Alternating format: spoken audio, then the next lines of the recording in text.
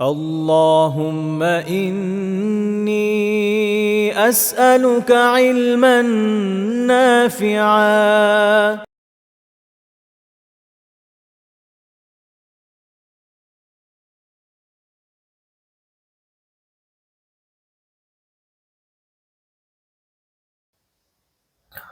আসসালামু আলাইকুম রহমতুল্লাহি বারাকাতুহু। আশা করি সবাই ভালো আছেন। আলহামদুলিল্লাহ নাহমাদুহু ওয়া নাস্তাঈনুহু ওয়া নুসাল্লি আলা রাসূলিল কারীম ওয়া আলা আলিহি ওয়া সাহবিহি আজমাইন, আম্মা বা'দ। আমরা বিগত দর্স থেকে আলোচনা করছিলাম যে গুনাহগার ব্যক্তিদের সাথে রাসূলুল্লাহ সাল্লাল্লাহু আলাইহি ওয়াসাল্লামের আচরণ কেমন ছিল। এই বিষয়ে আমরা ইতিমধ্যে আলহামদুলিল্লাহ 13টি পয়েন্ট আলোচনা করেছি। আজকে ইনশাআল্লাহ তাআলা আমরা 14 নম্বর পয়েন্ট থেকে আলোচনা করব। 14 নম্বর পয়েন্ট হচ্ছে যে কারো ব্যাপারে যদি তিনি বুঝতেন যে তার থেকে কোনো আহ মুনকার বা কোনো খারাপ কোনো বিষয় যদি তার হয়ে থাকে, সেটা উনি যদি নিষেধ করেন, তাহলে সে ব্যক্তি কষ্ট পাবেন এবং এটাকে সে অ্যাকসেপ্ট করবে। সেক্ষেত্রে উনি নিজেই সেই মুনকার বিষয়টা তার থেকে দূর করে দিতেন। অনেক সময় এরকম হয় না যে মানুষ হয়তো এমন কিছু পড়েছে, এমন কিছু তার কাছে আছে যেটা জায়েজ না, কিন্তু সে এটা জানে না।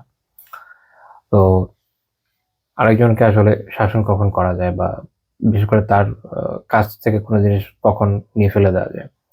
যখন এতটুকু নিশ্চয়তা থাকে যে সেটা মানবে, তার কষ্ট পাবে না। তো আমরা দেখেছি রাসূলুল্লাহ সাল্লাল্লাহু আলাইহি ওয়াসাল্লাম তার সাহাবীদের সাথে এই ধরনের আচরণ করেছেন। সহিহ মুসলিমের 2090 নম্বর হাদিস, আব্দুল্লাহ বিন আব্বাস রাদিয়াল্লাহু তাআলা আনহু বলেন, আন্না রাসূলুল্লাহ সাল্লাল্লাহু আলাইহি ওয়াসাল্লাম রাআ খাতামা মিন যাহাব ফি ইয়াদি রাজুলিন ফানাযাআহু ফাতারাহাহ। রাসূলুল্লাহ সাল্লাল্লাহু আলাইহি ওয়াসাল্লাম একজন ব্যক্তির হাতে একটি সোনার আংটি দেখলেন। দেখে তিনি এটা নিজেই খুলে ফেলে দিলেন এবং এরপর বললেন, ইয়া আমিদু আহাদুকুম ইলা জামরাতিন মিন নার ফায়াজআলুহা ফি ইয়াদিহি। তোমাদের কেউ আগুনের টুকরা জোগাড় করে তারপর তার হাতে রাখে। আংটি যেহেতু সোনার আংটি, পুরুষদের জন্য স্বর্ণ ব্যবহার করা জায়েজ না। তো কাজে এই ক্ষেত্রে এটা একটা পয়েন্ট যে উনি যখন এটা নিয়েছেন, তো এটা এমন একটা জিনিস উনি নিয়েছেন যেটা তার জন্য কিনা জায়েজ না।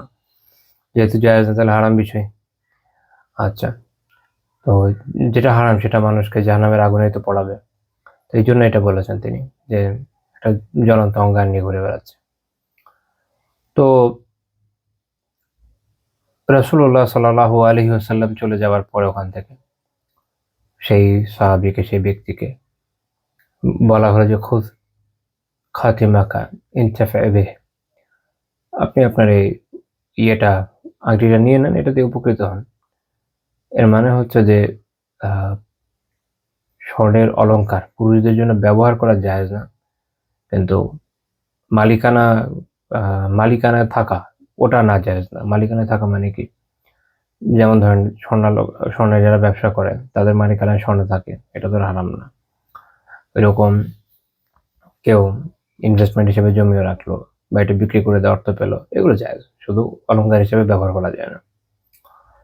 তো তিনি বললেন, লা ওয়াল্লাহি, না আল্লাহর কসম, লা আখুযুহু আবাদা ওয়াকাদ তারাহাহু রাসূলুল্লাহি সাল্লাল্লাহু আলাইহি ওয়াসাল্লাম। রাসূলুল্লাহ সাল্লাল্লাহু আলাইহি ওয়াসাল্লাম তো ওটা ফেলে দিয়েছেন, এটা আমি আল্লাহর কসম কখনো নেব না। এটা হচ্ছে রাসূলুল্লাহ সাল্লাল্লাহু আলাইহি ওয়াসাল্লামের প্রতি তার মুহাব্বতের বহিঃপ্রকাশ।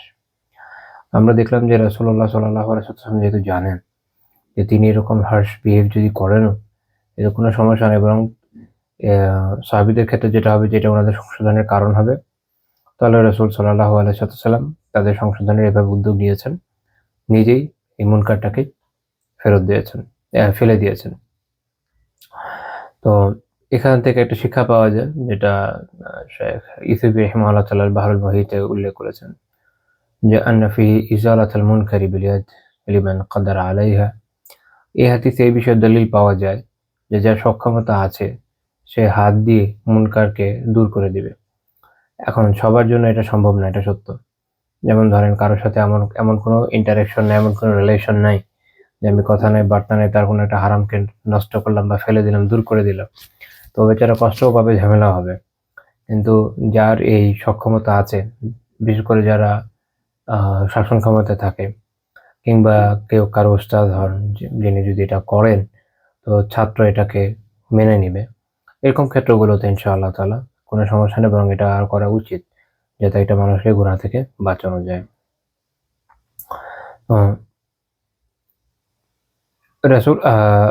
রাসূলুল্লাহ সাল্লাল্লাহু আলাইহি ওয়াসাল্লাম তার আংটিটা ফেলে দেওয়ার পরে তাকে যখন অন্যরা বলল যে আপনি নিয়ে নেন, কিন্তু উনি আল্লাহ রাসূল সাল্লাল্লাহু আলাইহি ওয়াসাল্লাম ফেলে দেওয়ার কারণে এই আংটিকে যে গ্রহণ করলেন না। এ প্রসঙ্গে ইমাম নাওয়াবী রাহিমাহুল্লাহ তাআলা বলছেন, ফাফিহিল মুবালাগাতু ফি ইমতিসালি আমরি রাসূলিল্লাহি সাল্লাল্লাহু আলাইহি ওয়াসাল্লাম ওয়া ইজতিনাবি নাহিহি। এখানে কি আছে? এখানে রাসূলুল্লাহ সাল্লাল্লাহু আলাইহি ওয়াসাল্লামের আদেশ পালন এবং তার নিষেধ থেকে বেঁচে থাকার ক্ষেত্রে চূড়ান্ত আনুগত্য প্রকাশ পেয়েছে। তো তিনি বলছেন ওয়া আদামি তারাখুসি ফিহি বিতাউইলাতি দাইফা, এবং দুর্বল ব্যাখ্যা বা তাওয়িলের মাধ্যমে কোনো যে ছাড় গ্রহণ না করার একটা মানসিকতা আমরা এই সাহাবীর মধ্যে দেখতে পাই। যেটা আল্লাহ রাসূল ফেলে দিয়েছেন, ফেলে দিয়েছেন, ওটা আমি আর নিব না। তো তিনি বলছেন যে সুম্মা ইন্না হাযা রাজুলা ইন্নামা তারাকাল খাতাম আলা সাবিলিল ইবাহা লিমান আরাদা আখাযাহু মিনাল ফুকারাই ওয়া গায়রিহিম। তিনি বললেন যে ইমাম নবী রাহিমাহুল্লাহ ব্যাখ্যা করছেন যে এই যে ব্যক্তি, এই সাহাবী, তিনি তার এই আংটিটি ফেলে দিয়েছেন কি হিসাবে? এটাকে বৈধ করে দিয়ে। এখন এটা তো কিন্তু ওনার মালিকানা তো বিলুপ্ত হচ্ছে না, শরীরে একটা মাসালা তো আছে। স্বর্ণালংকার একটা দামি জিনিস রাস্তায় পড়ে আছে, আরেকজন তো চাইলেও নিতে পারবে না। তো উনি এটা কি করছেন, আল্লাহ সাবিহিল ইবাহা, এটাকে বৈধ করে দিয়ে যাচ্ছেন। কার জন্য? গরিব মিসকিনদের মধ্যে কেউ যদি এটা গ্রহণ করতে চায় তাদের জন্য। হিনাইযিন ইয়াজুযু আখযুহু লিমান শাআ, কাজেই এখন কেউ যদি এটা নেয় এটা তার জন্য বৈধ হবে। ফাইযা আখাযাহু জাযা তাসাররুফু, এখন কেউ যদি এটা নেয় সেটা তার জন্য ওটার ব্যয় করা, কোন রকমের বৈধ ব্যবহার যেগুলো, এগুলো তার জন্য বৈধ হবে। আচ্ছা, তারপর তিনি বলছেন ফিহি ওয়ালাউ কানা সাহিবুহু আখাযাহু লাম ইয়াহরুম আলাইহি আল-আখযু ওয়াত তাসাররুফু ফিহি বিল বাই'i ওয়া গায়রিহি ওয়ালাকিন তাওয়াররা'a আন আখযিহি ওয়া আরাদা সাদাকা বিহি আলা মান ইয়াহতাজু ইলাইহি। তিনি বলছেন যে এই যে আংটিটা, এটার বিষয়ে তার মালিক, এই সাহাবী, যিনি যদি আংটিটা তুলে নিতে চাইতেন, তুলে নিয়ে বিক্রি করা, অন্য কোনোভাবে এটাকে সঠিক ব্যবহার করা, এটা তার জন্য জায়েজ হতো, এটা হারাম হতো না।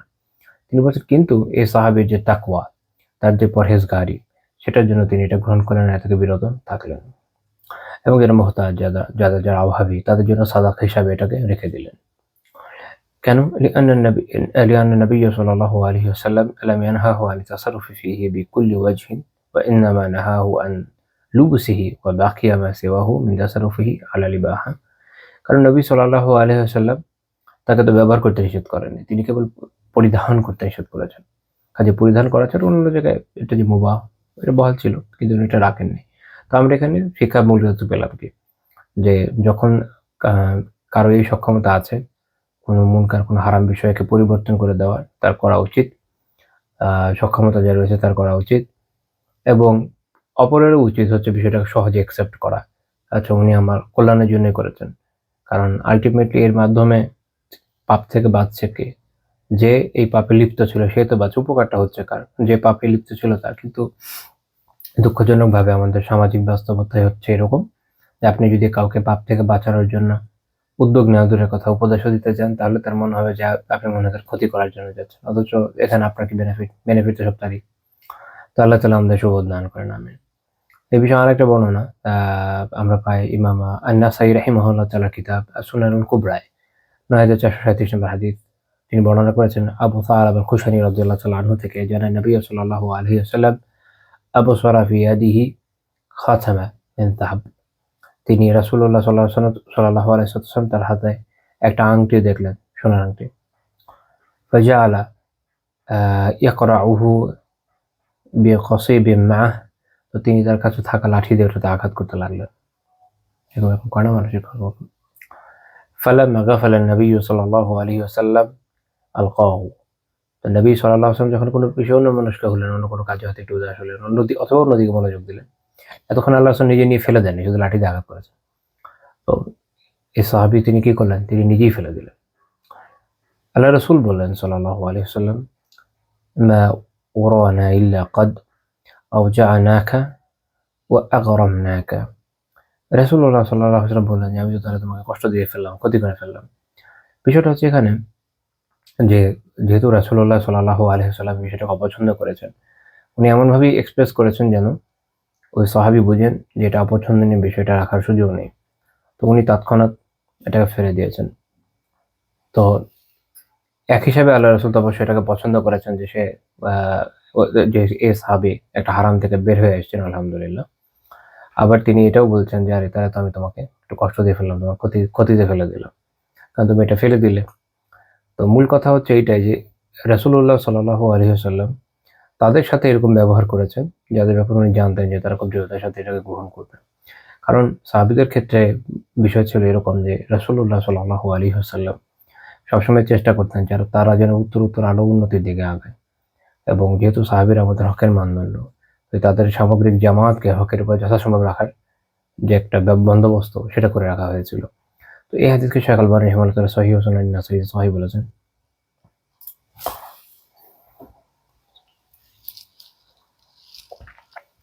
১৫ নম্বর পয়েন্ট। তিনি কখনো মুখ ফিরিয়ে নিয়েছেন। কাউকে এরকম পাপের লিপ্ত দেখলে মুখ ফিরিয়ে নিয়েছেন। ইমাম নাসাঈ রাহিমাহুল্লাহ তাআলা সুনান আল-কুবরাতে একটা হাদিস উল্লেখ করেছেন, হাদিস ৪৩৫ নম্বর হাদিস। আবু সাঈদ আল-খুদরি রাদিয়াল্লাহু আনহু বর্ণনা করেন যে নাজরান থেকে একজন ব্যক্তি রাসূলুল্লাহ সাল্লাল্লাহু আলাইহি ওয়াসাল্লামের কাছে আসলেন। তো তার হাতে ছিল সোনার আংটি। فأعرض عنه রাসূলুল্লাহ সাল্লাল্লাহু আলাইহি ওয়াসাল্লাম। আল্লাহ রাসূল সাল্লাল্লাহু আলাইহি ওয়াসাল্লাম এটা দেখে তার থেকে মুখ ফিরিয়ে নিলেন, অন্যদিকে ঘুরে গেলেন। এটা অনেক অনেক অনেক বড় ধরনের রিজেকশন কিন্তু। তারপর বললেন, ইন্নাকা জি'তানি ওয়া ফি ইয়াদিকা জামরাতুম মিন নার। তুমি আমার কাছে আসছো অথচ তোমার হাতে আছে জ্বলন্ত অঙ্গারের টুকরা। খুব বিস্ময়কর বিষয়। এরকম একটা পাপের মধ্যে লিপ্ত হয়ে তুমি আমার কাছে আসছো, বিষয়টা হচ্ছে না এরকম। তো তিনি একদম মুখে ফিরিয়ে নিয়েছেন। তো এই হাদিসকে শায়খ আল-বানী রাহিমাহুল্লাহ তাআলা সহিহ বলেছেন। তো এটার শিক্ষা যেটা আবু সাঈদ রাদিয়াল্লাহু আনহু যেমন বলছেন ফাআরাদা আনহু যে তার থেকে বিমুখ হলেন, মুখ ফিরিয়ে নিলেন। শেখ ইতিবী রাহিমাহুল্লাহ তাআলা যাখিরাতুল উকবা ফি শারহিল মুজতাবায় বলছেন যে ফিহি লিয়ারাদু আম্মান ইরতাকাবা হারামা। এতে এই শিক্ষা আছে যে যে হারামে লিপ্ত তার থেকে মুখ ফিরিয়ে না। হুম? আমরা তো আলিয়াযু বিল্লাহ আমাদের সামাজিক প্রেক্ষাপট হচ্ছে এরকম যে কেউ হারামে লিপ্ত হয়ে যত বেশি পাপে যাচ্ছে আরো যত বেশি উপার্জন করতে পারলেই হলো না। আর ওই যে কথা আছে ভাত ছিটালে কাকড়া বাবায় না। সবাই খুশি, খুশি তাদের আশেপাশে ঘুরতে থাকে। এটা তো আমাদের শিক্ষা ছিল না, তাই না? দেখা গেল যে কোনো পুরুষ মানুষ, মুসলিম পুরুষ, সে যদি গলার মধ্যে এখন সোনার চেইন লাগিয়ে ঘুরে বেড়ায়, সবাই হা করে দেখা যায়, দেখছিস কত টাকার চেইন নিয়ে ঘুরছে। আবার অনেকে চিন্তা করে এটা কি সোনার চেইন নাকি ইমিটেশন, এগুলো নিয়ে চিন্তা করে চলে যাবে। জেনে বললাম যে সবাই আসলে এগুলো বুঝিও না। সোনার imitation, city gold, so on কি, কি আছে। আচ্ছা, তো এটা আসলে ১ম কাজ ছিল বিমুখ হয়ে যাওয়া। এক তো মেয়েদের সাদৃশ্য আছে, এটা একটা ভয়ানক বিষয়। ২য় বিষয় হচ্ছে যে আ তার সে একটা গুনাহের মধ্যে লিপ্ত, যদি আসলেও স্বর্ণ থেকে থাকে। এখানে আমাদের আ যে সামাজিক অধঃপতন সেটা খুব গুরুত্বপূর্ণ। সেটা হলো যে আমাদের সামাজিক প্রেক্ষাপট এখন এরকম যে আমরা যখন দেখি যে কেউ কোনো ধরনের হারাম বা বাজে কাজে লিপ্ত আছে, অনেক সময় দেখবেন মানুষ এটা নিয়ে হাসি ঠাট্টা করতে, হাসি ঠাট্টার বিষয় না, খুব সিরিয়াস বিষয়। গুনাহ নিয়ে তো হাসি ঠাট্টা হয় না। তো কেউ কোনো ছেলে নারীদের মতো নাচানাচি করে বেড়াচ্ছে। আমি নারীদের জন্য যে নাচানাচি বৈধ এরকম না, জাস্ট উদাহরণ দেওয়ার জন্য বলেছি। ওটা তো সবার জন্যই হারাম। তো কেউ হয়তো যে মেয়েদের মতো অঙ্গভঙ্গি করে বেড়াচ্ছে বা ওইরকম পোশাক-আশাক গ্রহণ করেছে। এখন তো যে আপনার ট্রান্সজেন্ডার ইস্যু আছে। আ আলিয়াযু বিল্লাহ বিভিন্ন ধরনের সমস্যা আরো আছে, সমকামিতায়। তো এগুলোতে মানুষ বিভিন্ন ক্ষেত্রে লিপ্ত হয়ে গেলে বা তাদের যে ধরনের অ্যাটিটিউড তারা দেখায়, সেটা নিয়ে অনেকে হাসাহাসি করে। বিষয়টাকে আসলে লঘু করে ফেলে। এটা লঘু করা উচিত না। কারণ হারামের বিষয় লঘু হয় না। এটা খুবই ক্রিটিক্যাল, খুবই, খুবই ক্রিটিক্যাল। বরং জরুরি হচ্ছে এরকম দিক থেকে একতরফা মুখ ফিরিয়ে নেওয়া হারাম থেকে। ২ নম্বর হচ্ছে এগুলো কঠোর ভাষায় সমালোচনা করা। যেন এর পরিবর্তন হয়। ওকে, আল্লাহু আ'লাম। তো রাসূলুল্লাহ সাল্লাল্লাহু আলাইহি ওয়াসাল্লাম যে বললেন আ ওয়াফি ও আচ্ছা। আ ও আল্লাহ রাসূল বলেন যে ওয়াফি ইয়াদিকা জামরাতুম মিন নার, যে তোমার হাতে হচ্ছে আগুন, একটি একটি জ্বলন্ত অঙ্গার। তো এটা দিয়ে ২ টা অর্থ হতে পারে। এক হচ্ছে এটা যে আ ইসমাঈল রাহিমাহুল্লাহ তাআলা বলছেন যে একটা হচ্ছে আন্নাহু সাবাবুন লিতাযীবিহি বিজামরাতিম মিন নার। একটা হচ্ছে এটা অর্থ হতে পারে এই যে আংটিটা পড়ার কারণে এটা হচ্ছে জাহান্নামের আযাবের কারণ, সেটা একটা কারণ। আরেকটা হতে পারে তিনি বলেছেন যাহির, যেটা সুস্পষ্ট মিনিং, উনি এটাকে প্রাধান্য দেন, সেটা হচ্ছে আইয়াকুনা নাফসুল খাতিমা জামরাতান ইউআযাবু বিহি ইয়াউমাল কিয়ামাহ, এই আংটি কিয়ামতের দিন জ্বলন্ত অঙ্গারে পরিণত হয়ে ব্যক্তির আযাবের কারণ হবে, যেটা যাকাতের হাদিস এবং অন্যান্য হাদিস থেকে জানা যায় যে যেই বিষয়গুলো মানুষকে গুনাহে লিপ্ত করছে ওগুলোই পরকালে অনেক ক্ষেত্রে তার সাজার মাধ্যমে পরিণত হবে, ওগুলোর মাধ্যমে সাজা দেওয়া হবে। আল্লাহ তাআলার কাছে আমরা দোয়া করি এই ধরনের পাপ থেকে যেন আমরা বেঁচে থাকতে পারি, আমিন। পরের পয়েন্ট, 16 নম্বর পয়েন্ট, যে তিনি অধিকাংশ ক্ষেত্রে গুনাহগারের নাম নিয়ে বলতেন বলতেন না, নাম নিয়ে বলতেন না, বা বলতে পারেন যে নাম না নিয়ে বলতেন, বলতেন যে লোকদের কি হলো। এটা একটা খুব গুরুত্বপূর্ণ বিষয়। রাসূলুল্লাহ সাল্লাল্লাহু আলাইহি ওয়াসাল্লামের এটা তার মহান স্বভাব ছিল যে তিনি এই কে কোথায় কি করেছে ও ক্ষেত্রে মূল সমস্যাটাকে অ্যাড্রেস করতেন। সব ক্ষেত্রে এটা উনি এভাবে করতেন না, বলতেন না যে এটা অমুক এই করেছে তো এই কাজটা ঠিক নেই, এইভাবে না। কারণ এটা আসলে যেটা হয় যে এটা আপনি বলতে পারেন যে ভুল সংশোধনের অভাবী পদ্ধতি হলো এটা। অনেক ক্ষেত্রে যেটা হয় এভাবে যখন আপনি বলবেন, যার কথা বললেন সে অপদস্থ লাঞ্ছিত হলো, অথচ বেচারার হয়তো এই একটা ছাড়া অন্য দোষ নেই। মূল সমস্যা যেটা সেটার সংশোধন জরুরি, তাই না? কোনো একটা ভুল হয়েছে, কোনো একটা পাপ হয়েছে, জরুরি হচ্ছে ওই পাপকে সংশোধন করা, ওই ভুলটাকে সংশোধন করা, মানুষ যেন সংশোধিত হয় সেটা। এটা জরুরি না যে সেই লোকের নাম উল্লেখ করা হবে, এটা মনে রাখেন। তো এই জন্য আল্লাহ রাসূল সাল্লাল্লাহু আলাইহি ওয়াসাল্লাম এভাবে বলতেন না। ইমাম আবু দাউদ রাহমাতুল্লাহি আলাইহি হাদিস উল্লেখ করেছেন সুনানে 4788 নম্বর হাদিস। আয়েশা রাদিয়াল্লাহু তাআলা আনহা বলেন, কানা নবিয়্যু সাল্লাল্লাহু আলাইহি ওয়াসাল্লাম ইযা বালাগাহু আনির রাজুলি শাই, যখন রাসূলুল্লাহ সাল্লাল্লাহু আলাইহি ওয়াসাল্লামের কাছে কোনো ব্যক্তির ব্যাপারে কোনো কথা পৌঁছাতো, লাম ইয়াকুল মা বালু ফুলানিন, তিনি যখন এরকম কথা বলতেন অমুকের কি হলো, নাম উল্লেখ করেন না, এটা বলতেন না। ইয়াকুল তিনি ওয়ালাকি ইয়াকুল, বরং তিনি এভাবে বলতেন, মা বালু আকওয়ামিন ইয়াকুলুনা কাযা ওয়া কাযা, যে অমুক অমুক লোকদের কি হলো, লোকেদের কি হলো যা তারা এরূপ বলে। অর্থাৎ তিনি একক ব্যক্তিকে উদ্দেশ্য না করে এটা বহু বচনে ব্যবহার করতেন, যেন মানুষ মূল বিষয়টা থেকে সংশোধিত হয়ে যায়, তারা সমস্যাটা বোঝে। জরুরি না যে তার কি করা হবে, নাম উল্লেখ করা হবে, এটা তিনি করেন নাই।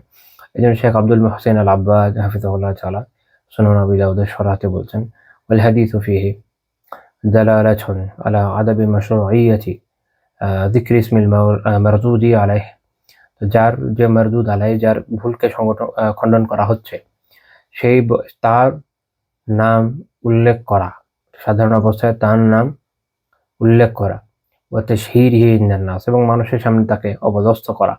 উনি বলছেন এটা হচ্ছে গায়রু মাশরু', এটা এটা হচ্ছে না, শরিয়া সম্মত না, এটা শরিয়ার চাহিদা না, শরিয়ার সাথে এটা যায় না। উনি বলছেন যে আলা আদামিল মাশরুইয়্যা, এটা শরিয়ার মধ্যেই না এটা।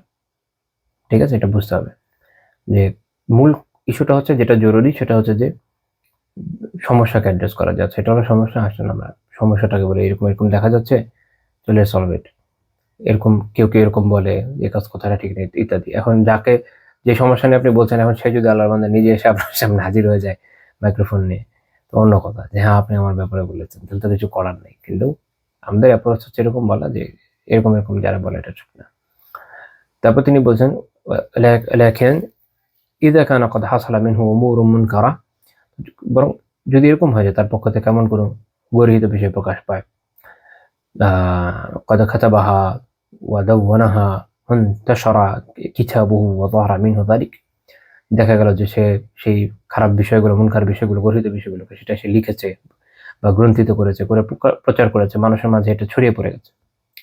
فإنه يذكر اسمه ويذكر كتابه حتى يعرف الكتاب الذي فيه سوء فيهذر, সেক্ষেত্রে অর্থাৎ একটা বই লিখে, বা এখনকার সময় হতে পারে যে ভিডিওর মাধ্যমে, বিভিন্ন ওয়ে হতে পারে, অর্থাৎ সে তার যে গর্হিত বিষয় এটাকে প্রচার করে ছেড়েছে মানুষের মাঝে ব্যাপক হারে। এরকম ক্ষেত্রে মানুষকে সতর্ক করার স্বার্থে তার নাম, তার কিতাবের নাম, এটাকে উল্লেখ করা যাবে তখন, যাতে করে এই যে মন্দ এবং ভ্রান্ত যে বিষয় আছে ওইটা জানা যায়, ওই কিতাবটাকে চেনা যায় এবং মানুষ সতর্ক হতে সক্ষম হয়। এটা হচ্ছে জেনারেল রুলিং, এটা আমাদের জানা দরকার। এটা এখন একটা উদাহরণে আমরা আসতে পারি। সহিহ মুসলিমে একটা হাদিস আছে, 1504 নম্বর হাদিস। তো এই হাদিসের আসলে অনেকগুলো ভার্সন আছে, সহিহ মুসলিমে অনেকগুলো ভার্সন আছে, আমি জাস্ট একটা উল্লেখ করছি। আয়েশা রাদিয়াল্লাহু তাআলা আনহা তিনি বলেন যে আন্না বারিরাতা জাআত আয়েশাতা تستعينها في كتابتها. বারিরা রাদিয়াল্লাহু তাআলা আনহা তিনি ওই সময় দাসী ছিলেন। তিনি আয়েশা রাদিয়াল্লাহু তাআলা আনহার কাছে এলেন এবং তার মুক্তিপণ পরিশোধের ব্যাপারে কিতাবার ব্যাপারে সাহায্যের জন্য। এটা হচ্ছে কি তখন একটা ছিল সিস্টেম ইসলামে আছে যেটা অন্যান্য দাস প্রথার মধ্যে নাই। অন্যান্য জায়গায় দাস প্রথাগুলোর মধ্যে যেটা হয় যে একবার দাস হয়েছে মানে দাস হয়েছে, মালিক নিজে ছেড়ে দিলেও তো ছাড়া যেত না, অনেক সমস্যা ছিল। ইভেন এটার উপর কিছু বইপত্র আছে, পড়লে দেখবেন যে আব্রাহাম লিঙ্কনের সময় যখন ইউএসএ শেষ পর্যন্ত ব্যান করলো যুদ্ধের পরে, সিভিল ওয়ারের পরে, তারপরও দাসদের জন্য লাইফ অনেক টাফ হয়ে গেছে। তারা কি করবে না করবে তারা জানতো না। ফ্রম নোওয়্যার স্বাধীনতা পেয়ে গেছে। যখন আপনি স্বাধীনতার জন্য প্রস্তুত না, তারপর স্বাধীনতা পেয়ে যান, তখন অবস্থা যে ভালো হয় না, এটা তো আমরা ভালো জানি। আচ্ছা, আল্লাহ মাফ করেন। তো যে হচ্ছে সমস্যা।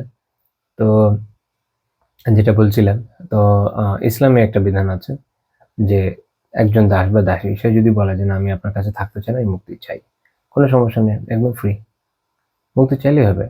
এখন সেটার জন্য সে যেটা করতে পারে, এখন মালিক তাকে একটা চুক্তি আনবে, তখন তাকে বলা হয় মুকাতিব। চুক্তিটা হবে দুজনের ফিজিবল ওয়েতে। মালিক হয়তো বলবে যে তুমি এক কাজ করো, তুমি আমাকে এতদিন এত টাকা আর্ন করে দাও, আমি তোমাকে ছেড়ে দিই, বা তুমি এটা নিয়ে আসো বা এই করো, মানে এরকম একটা চুক্তিতে আসবে। তো বারিরা রাদিয়াল্লাহু তাআলা আনহার ক্ষেত্রে যেটা হয়েছিল যে তার সাথে তার মালিকের একটা চুক্তি ছিল। চুক্তিটা আমি যে বর্ণনা করছি এটার মধ্যে ভাবে নাই, বাট অন্য বর্ণনা আছে। প্রতি বছর এক উকিয়া করে আমার যদি খেলা আছে এরকম করে ওনার দিতে হতো 6 বছরে। তো আয়েশা রাদিয়াল্লাহু তাআলার কাছে উনি আসলেন। আসার পরে এখন আয়েশা রাদিয়াল্লাহু তাআলা বললেন আমি দিতে রাজি আছি, আমি পুরোটা একবারই শোধ করে দিব, তোমাকে দিয়ে মুক্ত করে দিব, কিন্তু আমি যেটা চাই সেটা হচ্ছে যে তোমার যে ওয়ালা এটা আমাকে দিতে হবে। ওয়ালা হচ্ছে যে ওলায়াতের বিষয়টা হচ্ছে যে কেউ যখন কাউকে দাস মুক্ত করে তখন যিনি মুক্ত করলেন তার মুক্ত দাস হিসেবে সে বিবেচিত হয়, তার সাথে এক ধরনের রিলেশন তৈরি হয়। এটা ঠিক মালিক বা ভৃত্যের বা মালিক বা মুক্তিদাতা ঠিক এরকম না, এটা এক ধরনের মানে গোত্রীয় প্রথা, এটা আমার খুব গুরুত্বপূর্ণ এক ধরনের রিলেশন। এবং এই কারণে যারা মুক্ত দাস হতো, যিনি তাদের মুক্ত করতেন, তাকে বিপদে আপদে বিভিন্ন সময় সে সাহায্য করতেন। এগুলো কিছু বিষয় আছে, আরো একটা খুঁটিনাটি ব্যাপার আছে, এটুকু জানা যথেষ্ট হবে ইনশাআল্লাহ। তো বারিরা রাদিয়াল্লাহু তাআলা আনহার যে মালিক উনি এটা মানতে রাজি ছিলেন না। তো যখন রাসূলুল্লাহ সাল্লাল্লাহু আলাইহি ওয়াসাল্লাম আসলেন তাকে এটা জানালেন যে এটা মানতে রাজি না। আল্লাহ রাসূল বলেন যে ইবতাই ফাআতিকি ফাইন্নামাল ওয়ালাউ লিমান আতাকা। আল্লাহ রাসূল বলেন যে তাকে কিনে নাও, আজাদ করে দাও, ওয়ালা তোমার জন্য, ওয়ালা তার জন্য যে মুক্ত করে। তারপরে রাসূলুল্লাহ সাল্লাল্লাহু আলাইহি ওয়াসাল্লাম খুতবায় দাঁড়ালেন, তিনি বললেন যে মা বালু উনাসিন ইয়াশতারিতুনা শুরুতা লাইসা ফি কিতাবিল্লাহ। লোকেদের কি হলো, মানুষের কি হলো যে তারা এমন শর্ত জারি করে, ক্রয় বিক্রয়ে এমন শর্ত দিচ্ছে যে শর্ত আল্লাহর কিতাবে নাই। মানিশতারাতা শারাতান লাইসা ফি কিতাবিল্লাহ, যে এমন কোন শর্ত দেয় যেটা আল্লাহর কিতাবে নাই, ফালাইসা লাহু, এই শর্তের কোনো ধর্তব্যতা নেই তার জন্য। ওয়া ইন শারাতা মিআতা মাররা শারাতুল্লাহি আহাক্কু ওয়া আওসাক। তবে তিনি অত্যন্ত গুরুত্বপূর্ণ কথা বলেন যে যদি সে 100 বার এরকম শর্ত আরোপ করে তাতে ওটা কোনো আসলে মূল্য নেই, আল্লাহর শর্তই কেবল সঠিক ও নির্ভরযোগ্য।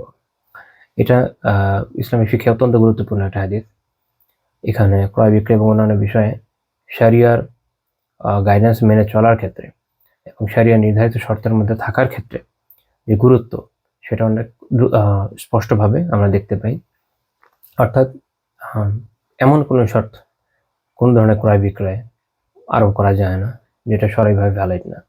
যদি সরাসরিভাবে ভ্যালিড হয় শুধু তাই করা যাবে, যদি সরাসরিভাবে ভ্যালিড না হয়, 100 শর্ত যদি কেউ দেয়, 1000 শর্ত যদি কেউ দেয়, অন্যজন যদি রাজিও হয়, ডাজন্ট ম্যাটার, ওইটা যখন জানা যাবে টার্মিনেট করে দেবে, ওটা থাকবে না। তো শেখ আব্দুর রহমান আল খোমাইসি উনি হচ্ছেন সানা ইউনিভার্সিটির অধ্যাপক, ডক্টর আব্দুর রহমান আল খোমাইসি। ওনার একটা কিতাব আছে মাআল মুশাক্কিকিনা ফি সুন্নাহ, ওখানে উনি এটার বিষয়টা খুব ইন্টারেস্টিং আলোচনা করেছে। আমার মনে হয় এটা এই ক্ষেত্রে আমাদের জন্য জরুরি। তো তিনি বলছেন যে এই যে রাসূলুল্লাহ সাল্লাল্লাহু আলাইহি ওয়াসাল্লাম বলেন যে লাইসাত ফি কিতাবিল্লাহ, যে আল্লাহর কিতাবে নাই, এটা দিয়ে উদ্দেশ্য কি বুঝতে হবে। আমরা জানি যে ক্রয় বিক্রয়ের মূলনীতির এই ক্ষেত্রে যে শর্ত এই অনুযায়ী হতে হবে এরকম কোনো প্রভিশন আসলে কোনো কোরআনের কোনো আয়াতে নাই। তো তাহলে বা ওয়ালা কার হবে, যে যে মুক্ত করলো তার হবে, এরকম কোনো কথা কোরআনের কোনো আয়াতে নেই। তাহলে উনি যখন বললেন যে লাইসা ফি কিতাবিল্লাহ, যে আল্লাহর কিতাবে নাই, এতে কি বোঝাচ্ছে আসলে? প্রশ্ন বুঝছেন যে ইউরিদু বিহি আল কোরআন ওয়াস সুন্নাহ, এটা দিয়ে আসলে কোরআন এবং সুন্নাহ বোঝাচ্ছে, কিতাবুল্লাহ দিয়ে শুধু আয়াত বোঝাচ্ছে না।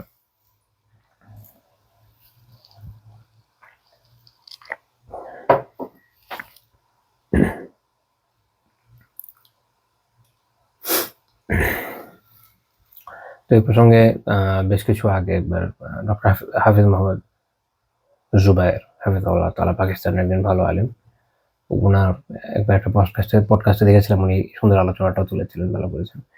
মানে অনেকে যেটা বুঝে, আপনি এরকম অনেকগুলো হাদিস বিভিন্ন জায়গায় পাবেন যেখানে বলা হচ্ছে কিতাবুল্লাহ, এটা আছে কিতাবুল্লাহর উদ্দেশ্য আয়াত না, উদ্দেশ্য হচ্ছে কোরআন এবং সুন্নাহ, শরিয়া উদ্দেশ্য। এটা এই হাদিস এবং বেশ কিছু হাদিসের দালিল দেয়, মনে রাখতে হবে। এটাও দালিল এই কারণে যে সুন্নাহ কেন আল্লাহর কিতাবের অন্তর্ভুক্ত, বাকিটা গায়ের মাতলু না, পঠিত না, যেটা আমরা সাধারণত তিলাওয়াত করি হিসেবে না, এবং এটা হেফাজতের পদ্ধতি ভিন্ন ছিল। তারপর তিনি বলছেন বিদালিল কওলি সাল্লাল্লাহু আলাইহি ওয়াসাল্লাম ইন্নামাল ওয়ালাউ লিমান আতাকা, এর দালিল হচ্ছে আল্লাহ রাসূল যে বলেছেন সাল্লাল্লাহু আলাইহি ওয়াসাল্লাম যে ওয়ালা তার উত্তর, এটা যে অধিকার তার যে মুক্ত করেছে, লিআন্না হাযাল লাফযা ওয়াল হুকমা সাবিতুন ফি সুন্নাহ, কারণ এই যে শব্দটা এবং এই যে বিধানটা এটা সুন্নাতে সাবিত, ওয়ালাইসা ফিল কোরআনে নেই। ওয়া ইলা হাযা নাহা ইবনু বাত্তালিন আলী ইবনু খালফ আল কুরতুবী রাহিমাহুল্লাহ তাআলা, উনি বলেন যে ক্ষেত্রে ইমাম ইবনু বাত্তাল রাহিমাহুল্লাহ তাআলা তিনি এই মতের অনুসরণ করেছেন। ইবনু বাত্তাল রাহিমাহুল্লাহ তাআলা এই হাদিসের ব্যাখ্যা করতে গিয়ে বলছেন যে মানাহু, এর মানে হলো আল্লাহর কিতাবে নেই মানে কি, তিনি ব্যাখ্যা করছেন ফি হুকমিল্লাহি ওয়া কদাইহি ওয়া কিতাবিহি ওয়া সুন্নতি রাসূলিহি সাল্লাল্লাহু আলাইহি ওয়াসাল্লাম ওয়া ইজমাইল উম্মতি, এর মানে হচ্ছে যে আল্লাহর কিতাবে নাই, তার রাসূলের সুন্নাহে নাই, এবং উম্মার ইজমার মধ্যে থেকে প্রাপ্ত আল্লাহর বিধান এবং ফয়সালার অন্তর্ভুক্ত না। বা এইভাবে আমরা বলতে পারি যে আল্লাহর কিতাব, তার রাসূলের সুন্নাহ এবং উম্মার ইজমা বা ঐক্যমত হতে প্রাপ্ত আল্লাহর বিধান ও ফয়সালার অন্তর্ভুক্ত না। এটা হচ্ছে ইবনে বাত্তাল রাহিমাহুল্লাহ তাআলার ব্যাখ্যা। তো তাহলে আমরা বুঝতে পারলাম যে বিষয়টা অনেক ব্যাপক, হ্যাঁ, কিতাবুল্লাহ। আচ্ছা, তো এখানে আমরা আল্লাহ রাসূল সাল্লাল্লাহু আলাইহি ওয়াসাল্লামের যে একটা বৈশিষ্ট্য এটা দেখলাম যে কিভাবে আপনি মানুষের ভুলকে সংশোধন করবেন। যে সমস্যা আছে ওটাকে সমস্যা হিসাবে অ্যাড্রেস করেন, সেটা থেকে মানুষকে সংশোধন করার চেষ্টা করেন। জরুরি না মানুষের নাম ধরে ধরে ডাকা বা কাউকে এটা বলো ওটা বলো, এতে যেটা হয় মানুষ আসলে হককে গ্রহণ করতে চায় না। মানুষের একটা স্বভাবই এরকম, তেরামি আছে। তার সাথে যখন আপনি ডিল করতে যাবেন ওভাবেই করতে হবে, তাকে যত সুন্দরভাবে সম্বোধন করা যায় তত ভালো, এবং সেক্ষেত্রে নাম এড়িয়ে যদি সমস্যাটাকে সম্বোধন করা যায় সেটা সব থেকে ভালো। তাহলে অন্তত মানুষ জানছে আছে এটা একটা সমস্যা, এটা থেকে আমরা বেঁচে থাকি। আচ্ছা, এরপরের বড় পয়েন্ট যে কখনো রাগান্বিত হয়ে যেতেন। এমনিতে তো আমরা দেখেছি যে রাসূলুল্লাহ সাল্লাল্লাহু আলাইহি ওয়াসাল্লাম খুবই নমনীয় ব্যবহার করতেন, কিন্তু কখনো কখনো বিষয় এমন হতো যিনি রাগান্বিত হয়ে যেতেন এবং গুনাহগার ব্যক্তিকে কঠোরভাবে নিন্দা করতেন। কারণ গুনার তো লেভেল আছে, কোনো গুনাহ এরকম যেটা সমাজে বিশৃঙ্খলা তৈরি করে, আরেকজনের হককে নষ্ট করে, তো ওইসব জায়গায় আল্লাহ রাসূল অনেক খুব ক্ষুব্ধ হয়ে যেতেন। সুনানুন নাসাইতে একটা বর্ণনা, এটা সহিহ মুসলিমেও আছে, সহিহ সনদে, সুনানুন নাসাইটা সহিহ সনদে, সেই হিসেবে বলছে মুসলিমে তো সহিহ। আচ্ছা, সেটা হচ্ছে সুনানুন নাসাইর 1958 নম্বর হাদিস। আমি এটা সহিহ মুসলিম থেকে না বলে সুনানুন নাসাই থেকে বলার কারণ হচ্ছে এখানে একটা এক্সট্রা পার্ট আছে যেটা সহিহ মুসলিমে আসেনি। এটা হচ্ছে ইমরান বিন হুসাইন রাদিয়াল্লাহু তাআলা আনহু বলেন, আন্না রাজুলান আতাকা সিত্তাতা মামলুকিনা লাহু ইনদা মাউতিহি, একজন ব্যক্তি তিনি তার মৃত্যুর সময় 6 জন দাসকে মুক্ত করে দিলেন মৃত্যুর সময়। ওয়ালাম ইয়াকুল লাহু মালুন গায়রুহুম, এগুলো ছাড়া তার আর কোনো সম্পত্তি ছিল না, 6টা গোলামই তার সম্পত্তি। ফাবালাগা যালিকা নবী সাল্লাল্লাহু আলাইহি ওয়াসাল্লাম ফাগাদিবা মিন যালিক, নবী সাল্লাল্লাহু আলাইহি ওয়াসাল্লামের কাছে যখন এই কথা পৌঁছালো তিনি খুবই ক্রোধান্বিত হলেন। قال لقد هممت আল্লা উসাল্লি আলাইহি, আমি ইচ্ছা করেছিলাম যে তার জানাজা আদায় করব না। ثم دعا মামলুকিহি ফাজাজ্জাহুম সালাসাতা আজজা, তারপর তিনি তার গোলামদেরকে ডেকে 3 ভাগে ভাগ করে দিলেন। 6 জন তো 2 জন করে 3টা ভাগ। সুম্মা আকরাআ বাইনাহুম ফাআতাকা ইসনাইনি ওয়া আরাকা আরবা, তারপর তিনি লটারিতে যাদের নাম উঠেছে এরকম 2 জনকে মুক্ত করে দিলেন, আর 4 জনকে গোলাম অবস্থায় রেখে দিলেন। আচ্ছা, এই হাদিসের অনেকগুলো শিক্ষার বিষয় আছে। প্রথমে একটা জিনিস এটা মনে রাখতে হবে যে এটা করলেন কেন। কারণ একজন ব্যক্তি যখন মারা যায় তখন তার সম্পত্তি তার ওয়ারিসদের, একইভাবে গোলামও। তো মুক্ত করতে হলে আর বহু আগে করার কথা ছিল। মৃত্যুর সময় করা যায় না। মৃত্যুর সময় যখন একজন ব্যক্তি কোনো কিছু দান করে, কাউকে কিছু দেয়, কোনো গোলামকে মুক্ত করে, তখন এটা আসলে তার ওসিয়তের পর্যায়ভুক্ত হয়। ওসিয়ত একজন ব্যক্তির সম্পত্তির 3 ভাগের 1 ভাগে শুধু কার্যকর হয়, 3 ভাগের 1 ভাগ।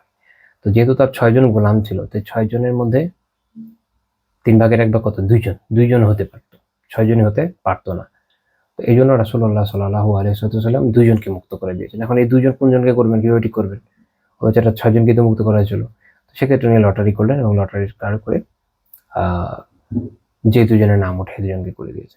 তো এটি যেটা বলেছিলাম যে হাদিসের অনেকগুলো শিক্ষার বিষয়। যেমন নবী রাহমাতুল্লাহ তিনি এখানে একটা পয়েন্ট বলেছেন, এটা একটু খেয়াল রাখতে হবে যে যেমন এই সাহাবীর ক্ষেত্রে আল্লাহ রাসূল সাল্লাল্লাহু আলাইহি ওয়াসাল্লাম কেন এত কঠোর কথা বলেন যে যদি জানতাম আমি জানাজা ত্যাগ করতাম, তার জানাজা আর পড়তাম না। এর মানে এই না যে কেউই পড়তো না, শুধু উনিই পড়তেন না। ইমাম নবী রাহমাতুল্লাহ বলেন, হাদা মাহমুলুন আলা আন্না নবী সাল্লাল্লাহু আলাইহি ওয়াসাল্লাম ওয়াহদাহু কানা ইয়াতরুকু সালাত আলাইহি তাজদীদান ওয়া তাগলিযা ওয়া জাজরা লিগাইরিহি আন মিসরিহি ফি'লি আন মিসরি ফি'লি। তিনি বলছেন যে রাসূলুল্লাহ সাল্লাল্লাহু আলাইহি ওয়াসাল্লাম যে তার জানাজা ত্যাগ করতে চেয়েছিলেন, কিন্তু এটা এজন্য যে এটার বিষয়টা যে কঠোর এবং গম্ভীর এটা বোঝানো, এবং অন্যরা যেন এই জাতীয় পাপ থেকে বিরত থাকে এটা দৃষ্টান্ত স্থাপন করা। এবং এটা শুধু এই কেসে না, আরো বেশ কিছু কেসে তিনি করেছেন, আমরা দেখবো ইনশাআল্লাহ। তবে ওয়ামা সালাতু আলাইহি ফালা বুদ্দা ফিহা মিন বাদি সাহাবা, কিন্তু কিছু সাহাবীর জন্য অপরিহার্য অবশ্যই ছিল, যেহেতু ফরজে আইন ধরনের আমল, জানাজা তো পড়াই হতো। আল্লাহ রাসূল সাল্লাল্লাহু আলাইহি ওয়াসাল্লাম নিজে ত্যাগ করতে চেয়েছেন এই জন্য যে এটা যেন একটা দৃষ্টান্তমূলক বিষয় হয়। এই জন্য এখানে অনেকগুলো শিক্ষার বিষয় আছে। তার মধ্যে একটা হচ্ছে এই যে শেখ ইসিব রহমাতুল্লাহ উনি এটা আলোচনা করেছেন, ফাদাল্লা আলা জাওয়াজি তারকিল ইমামি সালাত আলাইহি। এখান থেকে দলিল পাওয়া যায় যে কোনো ইমাম শাসকের জন্য, অথবা ইমাম হিসাবে হতে পারে, ইমামত সুগরা হতে পারে, যারা মসজিদের ইমাম ওই পর্যায়ে যায় যিনি বড় ব্যক্তিত্ব, তাদের ক্ষেত্রে নিজের বড় মনে করলেই হবে না।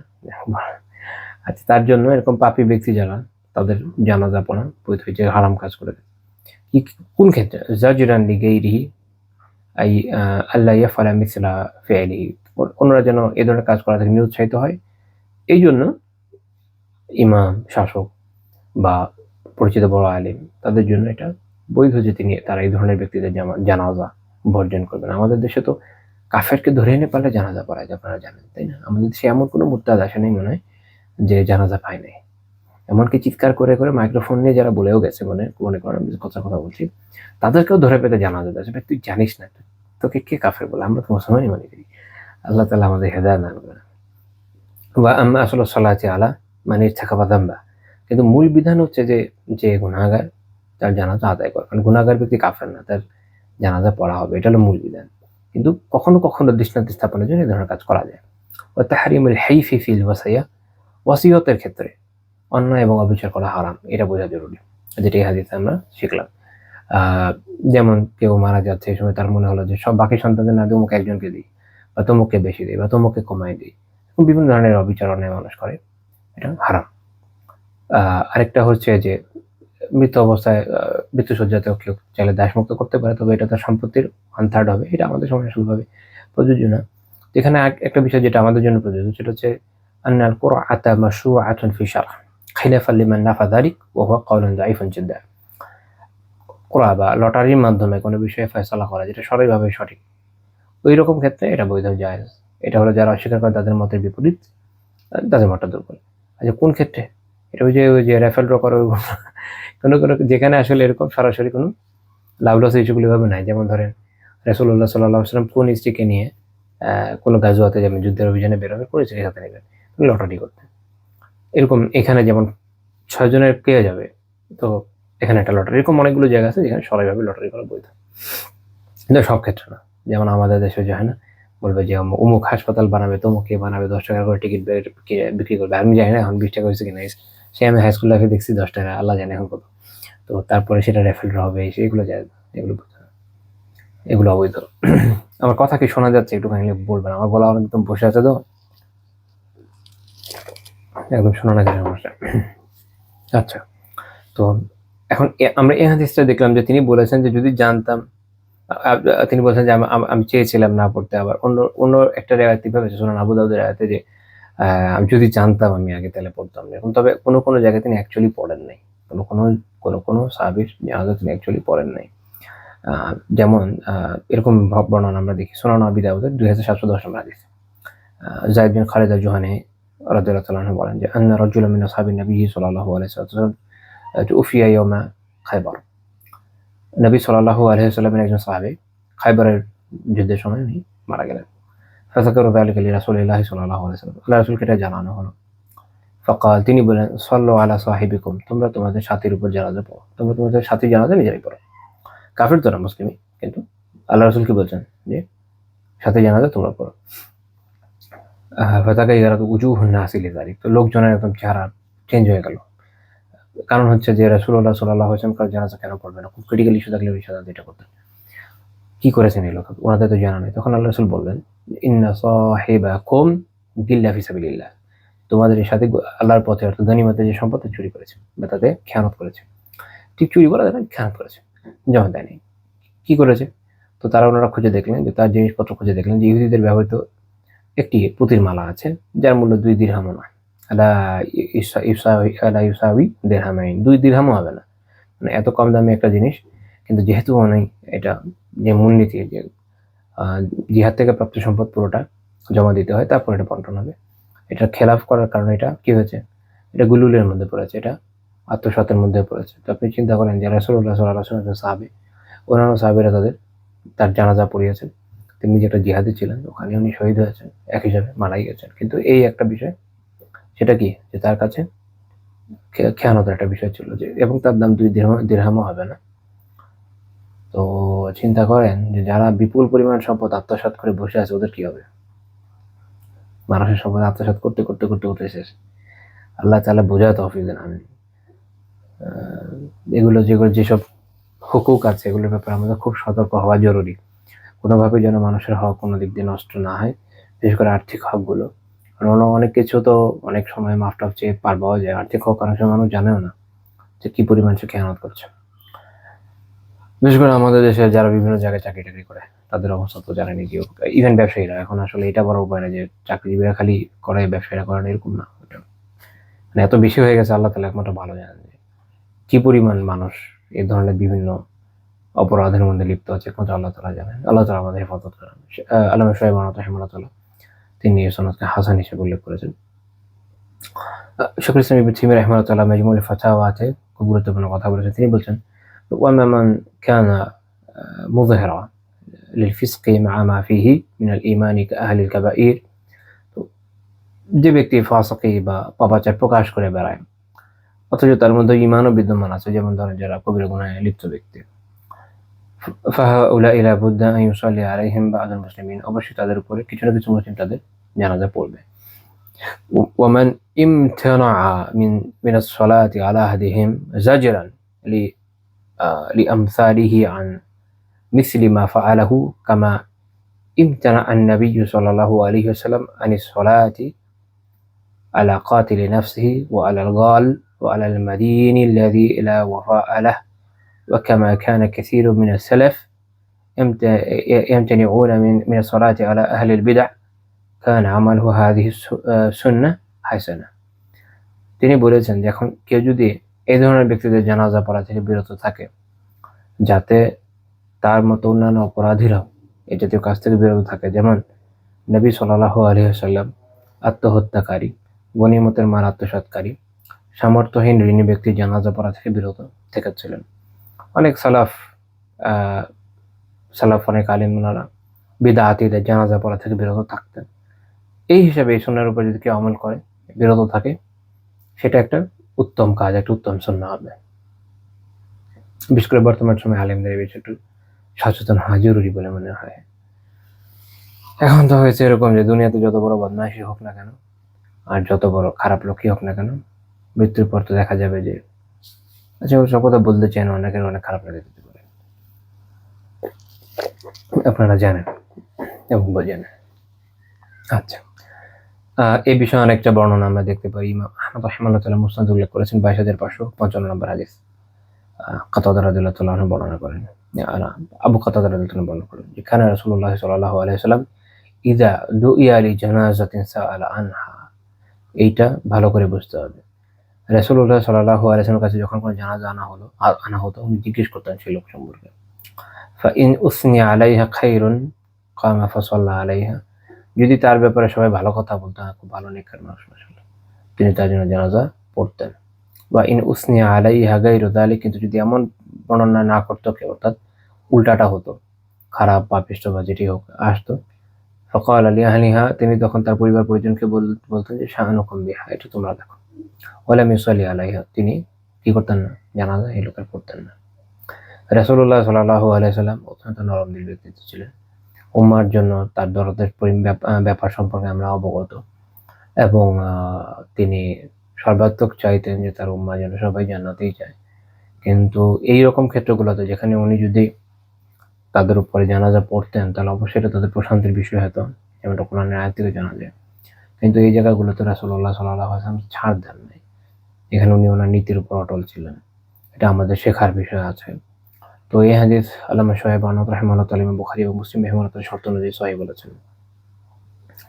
ইমাম ইবনে হিব্বান রাহিমাহুল্লাহ তাআলা তার কিতাবে আত-তাকাসিম ওয়াল আনওয়া, যেটা সহিহ ইবনে হিব্বান নামে প্রসিদ্ধ, ওইখানে উনি বেশ অনেকগুলো হাদিস এই বিষয়ে উল্লেখ করেছেন। করার পরে বলেছেন, তারিকুল মুস্তাফা সাল্লাল্লাহু আলাইহি ওয়াসাল্লাম as-সালাত আলা মান ওয়াসাফনা নাআতাহু, তিনি বলেছেন যে আল্লাহ রাসূল সাল্লাল্লাহু আলাইহি ওয়াসাল্লাম এই যে যাদের বর্ণনা আমরা উল্লেখ করেছি, বৈশিষ্ট্যগুলো আমি উল্লেখ করেছি, যাদের তিনি জানাজা ছেড়ে দিয়েছেন, কানা যালিকা কাসদাত তা'দীবি মিনহু সাল্লাল্লাহু আলাইহি ওয়াসাল্লাম লিউম্মতি, এটা এই জন্য যেন নবী সাল্লাল্লাহু আলাইহি ওয়াসাল্লাম তার উম্মাকে আদবটা শেখাইতে পারে, তারা যেন বুঝে বিষয়টা খুব ক্রিটিক্যাল।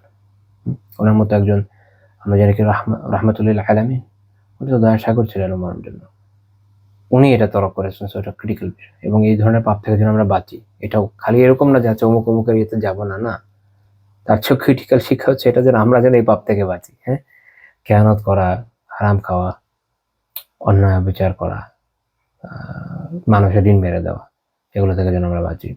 আমাদের দেশে তো বিশাল বিশাল ঋণ খেলাপি আছে কপাল, এবং ইন্টারেস্টিংলি আমি যে কটাকে দেখেছি সবগুলোর কপালে বিশাল বিশাল দাগ। ভালো, সালাত আদায় করা অবশ্যই ভালো, এটা কত খারাপ বিষয় না, অতি ভালো বিষয় মাশাআল্লাহ। কিন্তু যে পাপগুলো করছে, আমি তো এটাই চিন্তা করি যে মানে অল্প অল্প টাকার জন্য কিয়ামতের মানুষ আটকে যাবে, তো হাজার হাজার কোটি টাকা কিভাবে পার হবে তো আল্লাহ তাআলা জানেন, আই ডোন্ট নো। খুবই ভয়ানক, খুবই ভয়ানক। আবার এরা আবার এই টাকাতে দানবীর হয়, জানেন, নিজের এলাকাতে অনেক দান করে, মানুষকে চাকরি দেয়, মসজিদ মাদ্রাসা বানায়, কি যায় আসে, চুরির টাকাতে আপনি যাই করেন কিছু যায় আসে না। ওটা আলটিমেটলি কি হবে, গ্রহণযোগ্য, আল্লাহর কাছে কোনো ইয়ে নেই, উদ্ধর্তবতা নেই। তারপরে ইবনে হিব্বান রাহিমাহুল্লাহ তাআলা বলছেন, কাইলা ইয়ারতাকিবু মিসলা যালিকাল ফি'লি, যেন উম্মাহ এই রকম পাপে লিপ্ত না হয়, যেটা আমি মাত্র বললাম, যেটা হলো মূল শিক্ষা। মূল শিক্ষা কি? মূল শিক্ষা হলো ভাই এই ধরনের পাপে লিপ্ত হওয়া যাবে না, খুব খারাপ বিষয়।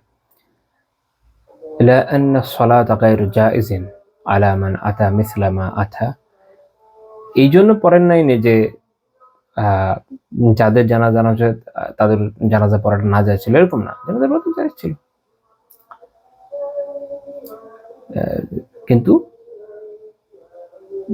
জানাজা পড়া জায়েজ হলেও এটা আল্লাহ রাসূল সাল্লাল্লাহু আলাইহি ওয়াসাল্লাম এই জন্য করেন নাই যেন উম্মাহ বুঝে বিষয়টা খুব ক্রিটিক্যাল, যেন উম্মাহ এই ধরনের পাপ থেকে বিরত থাকতে সক্ষম হয়। তো আমরা আলহামদুলিল্লাহ এই বিষয়ে আলোচনা সমাপ্ত করলাম। এই টপিকে, এই পয়েন্টের মাধ্যমে আল্লাহ তাআলার মেহেরবানিতে 18টা পয়েন্টে আমরা মোটামুটি আমাদের যে মূল আলোচ্য বিষয় গুনাহগার ব্যক্তিদের সাথে রাসূলুল্লাহ সাল্লাল্লাহু আলাইহি ওয়াসাল্লামের আচরণ, এটার আলোচনা শেষ করলাম। এখন আমাদের জীবনে এটার অ্যাপ্লিকেশন জরুরি। অ্যাপ্লিকেশন দুই তরফা। এক হচ্ছে এইটা বোঝা যে গুনাহের কদর্যতা কিরকম, এবং নিজেকে এগুলো থেকে বিরত রাখা।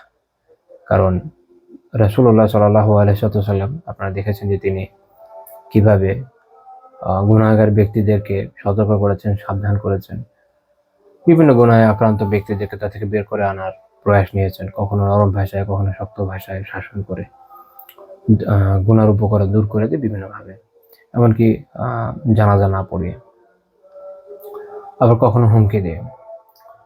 তো কাজে গুনাহ বিষয়টা খুব খারাপ বিষয়, কারণ এখানে বান্দা আল্লাহ তাআলা নাফরমানি করে, আল্লাহ তাআলা নাফরমানি অনেক অনেক ভয়ানক বিষয়। আল্লাহ তাআলা আমাদের হেদায়েত দান করেন এবং পাপ থেকে হেফাজত করেন। আমিন।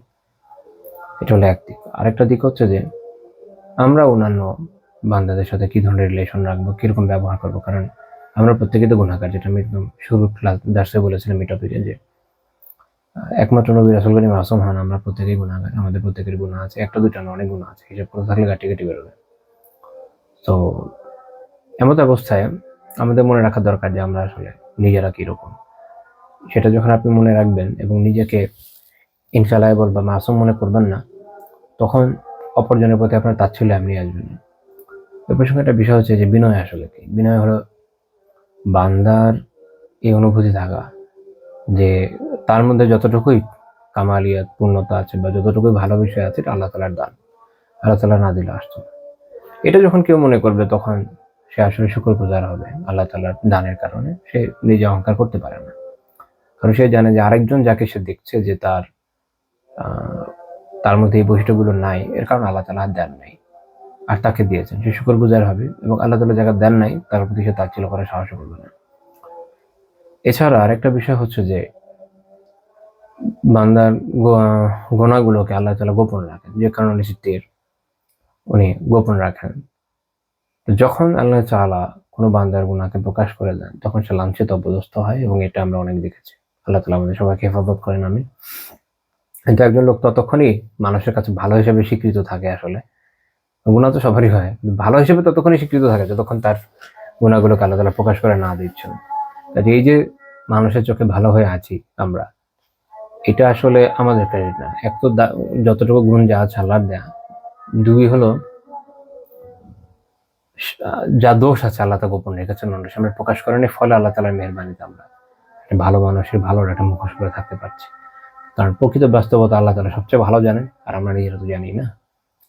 তো কাজেই এইসব জায়গাতে নয় আসলে অহংকারের কোনো বিষয় নেই, এখানে বিনয়ের জায়গা, কোনো ভয়ে ভয়ে থাকা উচিত।